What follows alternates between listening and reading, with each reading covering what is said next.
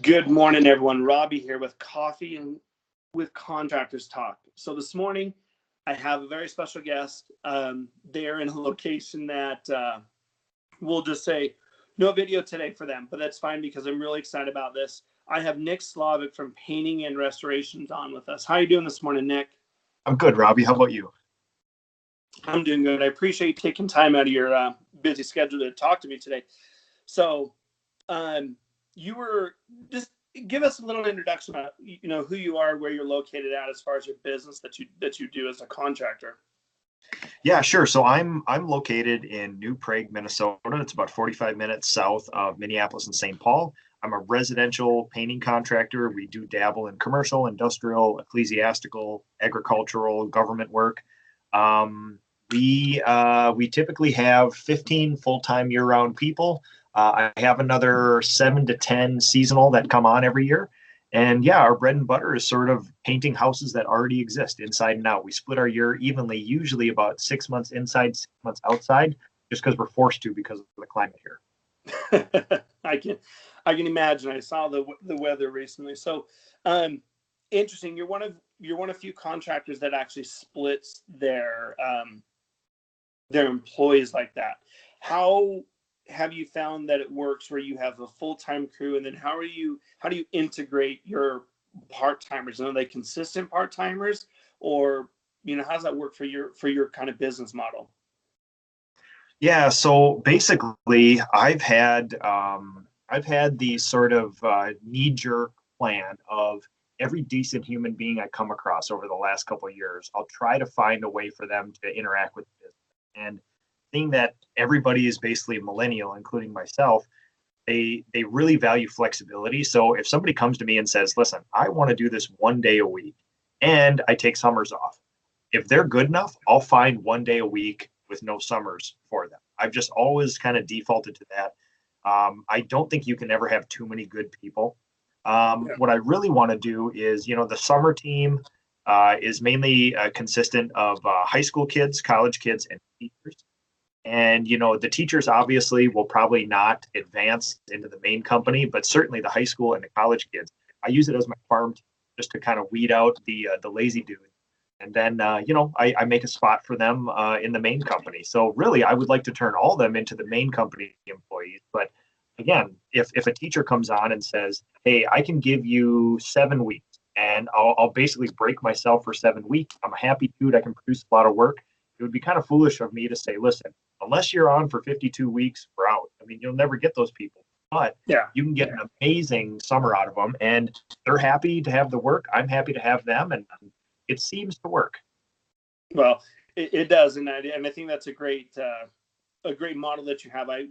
We recently just hired our first high school kids, which I'm hoping is a good thing. So, but with that though, with your regular crew, your standard 15-person crew, do they like that difference of having these employees in? And I imagine you're very busy on social media with what you do, and what you bring to the contract world.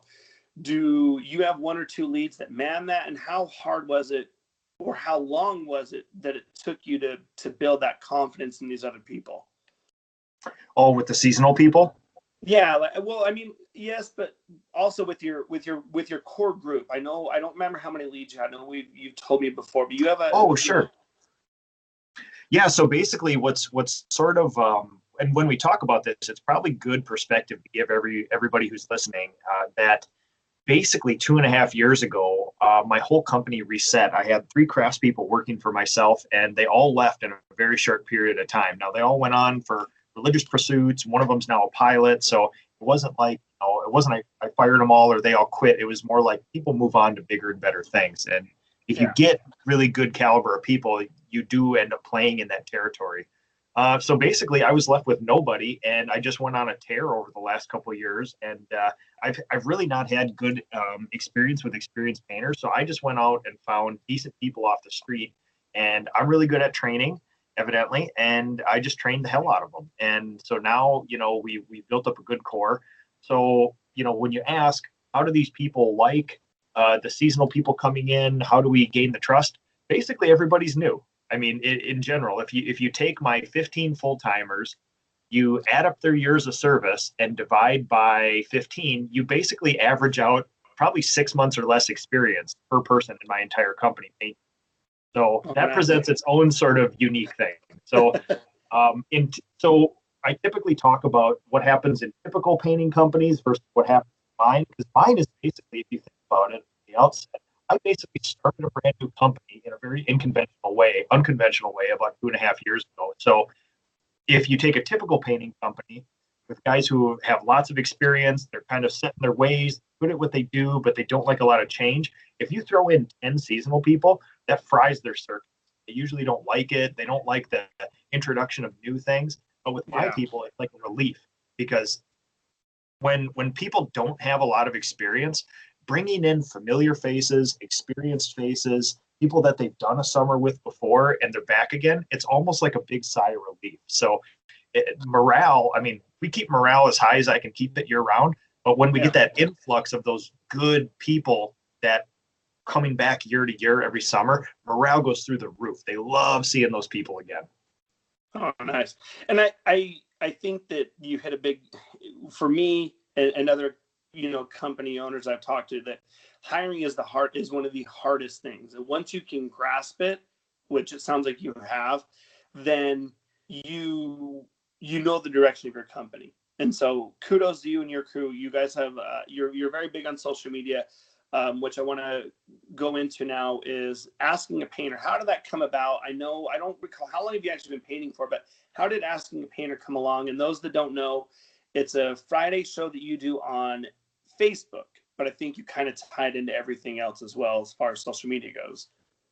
Yeah, so I think it's a weekly live Facebook show. I think we've been doing it almost 150 weeks. So I mean, we're around about 3 years. I haven't missed a week in all that time, and it kind of started with a conversation with the PDCA. I got involved with the PDCA maybe 3 or 4 years ago, and they're really interested in producing content at the time. And me being a loudmouth on social media, I'm sort of like the low hanging fruit. Like if somebody searches for painters on social media 4 years ago, you're only going to run across so many guys who have lots of content on there. And Yeah. I was doing like lifestyle posting where it's, what I didn't do was hold a can up and say, this is a paint, this is how you use it. What I was doing is like, we restored an old house, and I just saw something cool about the house that isn't normally, or that people don't normally see. Like there's a little brass button with a number on it on the side of a window, and it's still there from 110 years ago.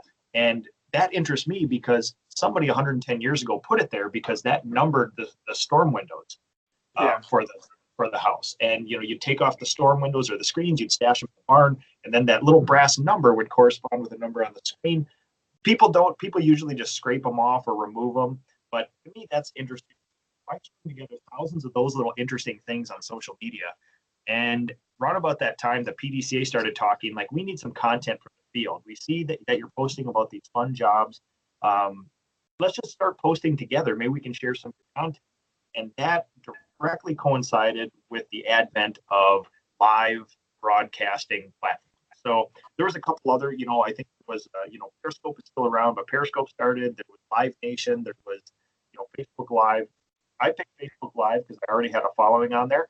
And one of my first ever Ask a Painters was from a 120 or 130-year-old farmhouse restoration, where the couple bought it and basically just let me do whatever I wanted. And yeah, so that kind of started it all. It was a big hit. People like seeing it. It's basically the dumb version of This Old House that I did, Yeah. on a live version. And yeah, it was great. So from there on, one a week for the last basically 150 weeks. Well, I like the show. I watch it when I can. Obviously, being on the field as myself, it is hard, but you do a tremendous job on there. And I think that that's when you have this eye for woodwork. It's very interesting when I see you. You did a door maybe 6 or 7 months ago, and you were talking about the proper way of painting it and staining it, and the detail you go into. You don't edit anything, and I think that as people that are wanting to get in the industry or that already are established in the industry, they like to see that. So thank you for that, because it's refreshing, because you are right. We don't, I mean, even myself, I don't live in a place that has old historic homes. I'm not painting in that area that has that yet, but it's very unique to where you live at, which is awesome. One thing I want to touch back on is that you you recently did a post where you had some painters visit you in Minnesota. You've actually been to Utah, and you graciously came over to my work site last summer, which I appreciate. Yes.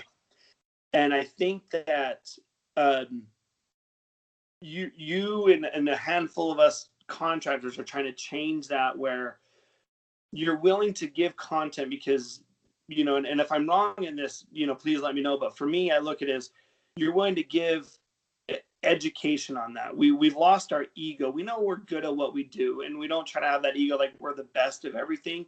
But where we can give help, we're willing to give it, because the reflection of a painter reflects back to us, even though we may not be the applicant of that particular house or whatever it is that they're doing.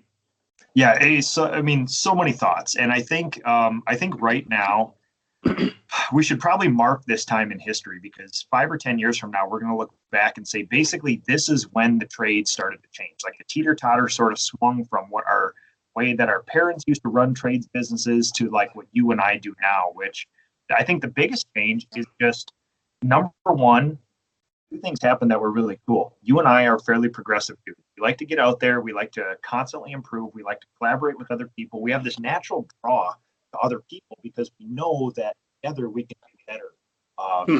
When we share. Also, the advent of social media, which makes it easy now, because you and I would have never met each other. If it hadn't been for social media. All these people that visit me, all the people that I visit.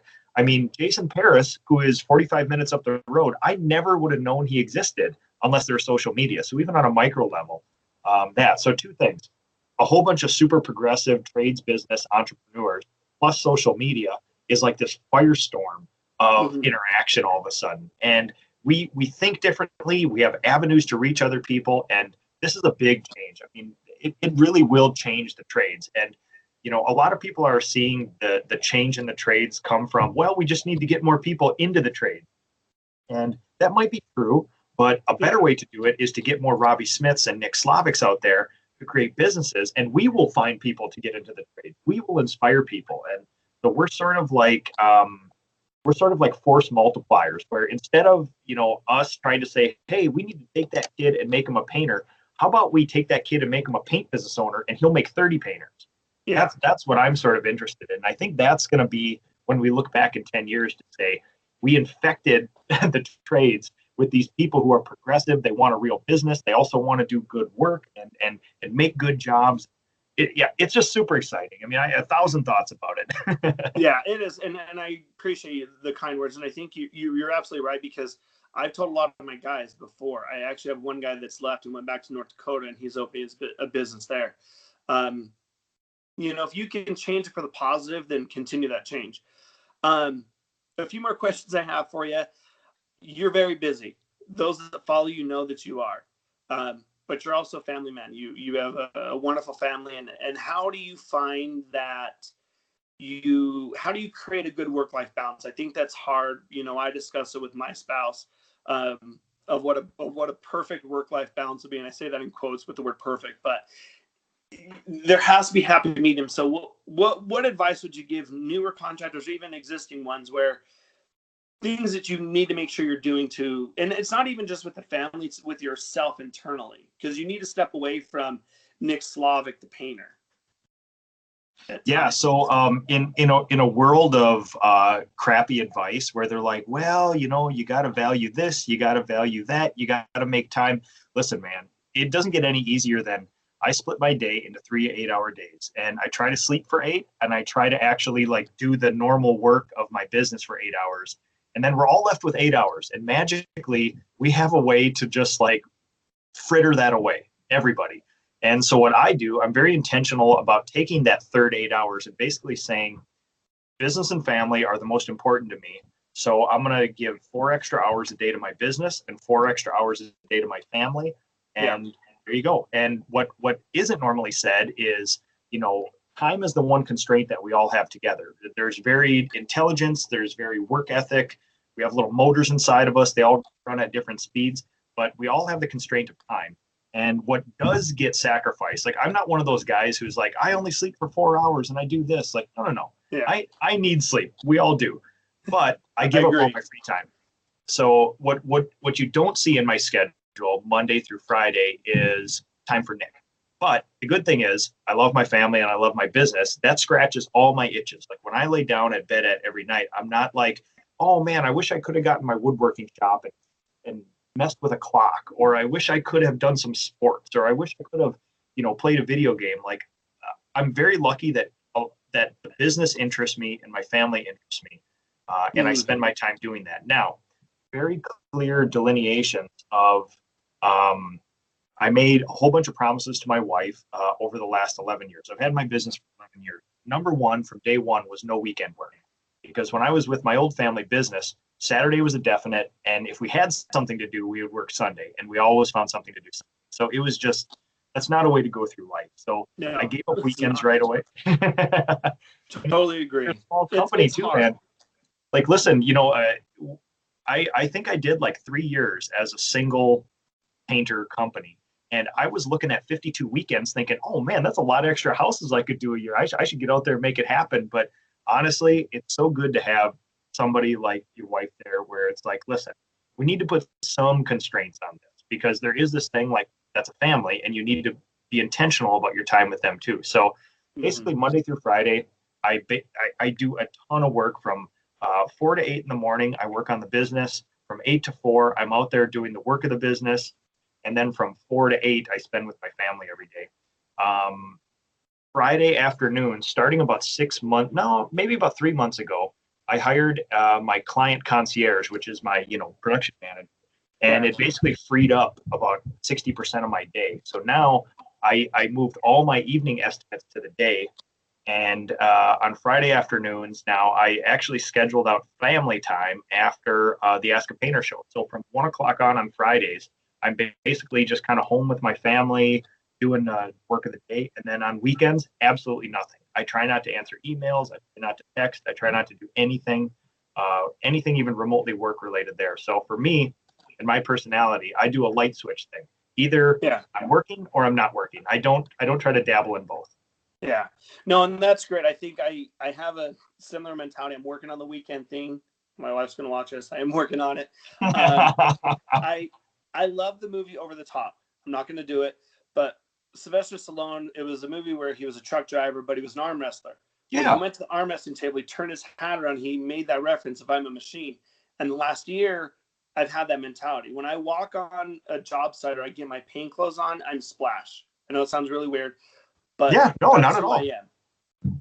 But when I get home, I want to be dad. I love my children. I love my wife and my dogs. I want to be present. And you've been doing it for 11 years. I've been doing it with a crew now for under a year. And I'm learning from you and everyone else is that it is hard. You have to have that. It's so hard to get out of that realm of eat, sleep, drink, work. Because thankfully for both of us, our hobby is what we do. Like I love being on my job site, but I like Fridays as well because I get to go home and do what I get to do with my wife. And I try to have that mentality of I'll let messages go until Monday morning. So I think it's right. And we'll just refer to it as you need to find that switch in your life. You absolutely have to.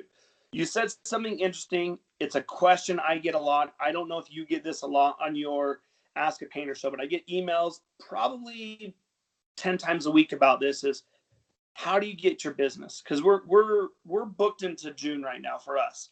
And I even have some exteriors that are booked into, for August and September is marketing. Marketing is such a huge thing in this business. And I don't think it matters whatever kind of city you live in, you should be able to market. What's the best way that you have found, the most successful way that you're maintaining good business to make sure that your employees have work as well? Well, the real answer is word of mouth and referrals. I mean, all of our paint businesses, you'll get industry research from Sherwin-Williams, and when you actually crack the books open on other people's painting businesses, you find that the majority of their work, most people between 50 and 70%, is from word of mouth and referrals. So yes. People like to think that, oh, I'm a wizard on Facebook. I can get 10,000 views on something, and I created all these estimates and leads, and I'm working Angie's list over. I'm getting lots of leads. But yes, that might be true. But ask them, could you run your business just off Angie's list? and not have any of your word of mouth, and all of them would be scared. They'd be like, oh, of course not. So what everybody forsakes is that word of mouth and referral business. So basically, what I've been doing the analysis over the last couple of years, and I can run five about a $500,000 to $600,000 business just off word of mouth and referrals and sort of natural business flow. And by that, I mean, you do have to market, but that's sort of like word of mouth leads to this, and then somebody looks me up, my ads, and then calls. So it's kind of a mix of everything. Everything from about 550,000 to 600,000 on in my business, all the expansion we did last year was basically air quotes stranger business. So I went out and did Google ads. I did a whole bunch of flyers. I did every door direct mail. And so there's sort of, in my business, there's the passive marketing, which like if I do nothing, a lot of that will come in. And then there's the active marketing, which I have to intentionally put out there to get something back. And so that's basically how I split. You know, it's probably 30% air quotes stranger business, and then, you know, maybe 60 to 70%, you know, of the base I've built over the last 25 years. Oh yeah, absolutely. And I think the repeat business, to just touch on that real quick, is that it's the quality of work you're doing. And that sense for any line of work that you're in it. If you're giving good quality and you're paying attention to detail, you don't need to spend. I mean, I talked to a recent plumber, and he's almost spending $1,000 a month on marketing and not understanding how that's not. I know plumbing is a little bit different than our business, but I tell everyone, you don't need, in my opinion, you don't need to spend thousands of dollars a month, especially if you're trying to get new. You know, you do have to invest in your logos and your business cards, you know, but there's these guys out there that are spending thousands of dollars a month, like you said, on Angelus, and it doesn't really calculate. If you really look at the numbers, and you're a big numbers guy, if you look at those numbers, you're spending way too much on that marketing through those platforms, you know, because I tried a program called Porch, and for each lead it was $76. You know, and nothing against Porch. I'm not saying that it's not a good no service, but that's Porch is indicative of a lot of things, where it's like, hey, contractors, we have all your clients here. If you pay us, we'll give you these leads. And listen, I know contractors who have devoted their lives to Angie's List. And if you do that and you do it for 5 years, you get a noticeable uptick in Angie's List. But now your eggs are all in one basket. What if Angie's List falls out of favor? What if Angie's List changed their algorithm? These sites have a way of being like, okay, we've done this now, and now since it works so well, we're going to start charging you per month thousands of dollars to access all this. So it's sort of like, you want to grow an organic base and you want to take the long view. One thing that I really don't hear a lot of people talk about, and you know, these sort of like Google AdWords are so sexy because you can just take your credit card, slide it through something, and supposedly all the marketing is done for you. And we don't understand the algorithm, and it's out there. And yes, some things happen. We can't really prove it. We don't understand it. But we as business owners, we're always tempted by the money will solve it, effort will not. And I found that yes and no. I mean, I'm very happy for the Google AdWords stuff that I did this last year. It got me into a lot of markets I wouldn't have. But the biggest uptick in new business for 2018, 2019 has been an intentional use of my time to foster relationships with designers and contractors. So starting about a year and a half ago, I made a list of 30 home builders, remodelers, and designers who I thought aligned with my core values. And I initially started just on their social media, and then I would send them an email saying, hey, by the way, I've been following your work, very nice. Never an ask, you know, never saying, hey, I'm a painter, please give me some work. It was more of like, hey, listen, I really appreciate what you're doing, kind of like painters do to me and I do to other painters. And then, you know, usually nothing happens. 10% of those people will call you back and be interested.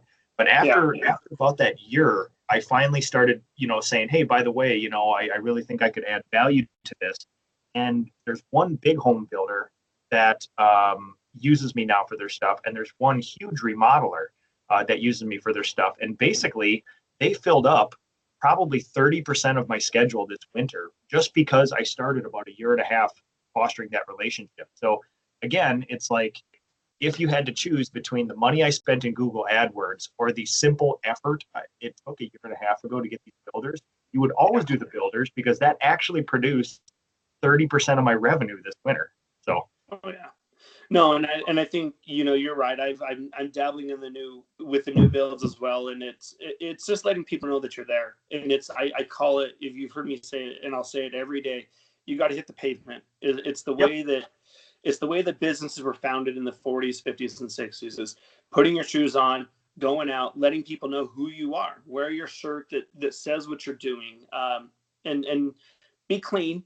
Don't go Yep. covered in paint, or wood shavings, whatever it is you're doing. But it's good. Nick, I appreciate it. I could ask you 100 questions, and we could probably have a 24-hour show about this. But give everyone where they can find you if they want to follow you. Those that aren't, where's the best place they can find you to continue to learn from you, Nick?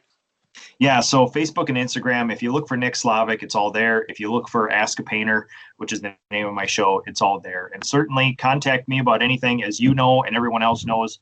Come visit me, ask me questions. I ask questions. This isn't a one-way street. If you come to me asking for questions, I usually got questions for you. So it's an open and honest dialogue, just like you're doing. Yep. Well, I appreciate it, Nick. I hope you have a good day. I know you got to get out on the job site. So thank you so much, and we'll chat with you later. No, this has been awesome, Robbie. Thanks again. Thank you. Bye.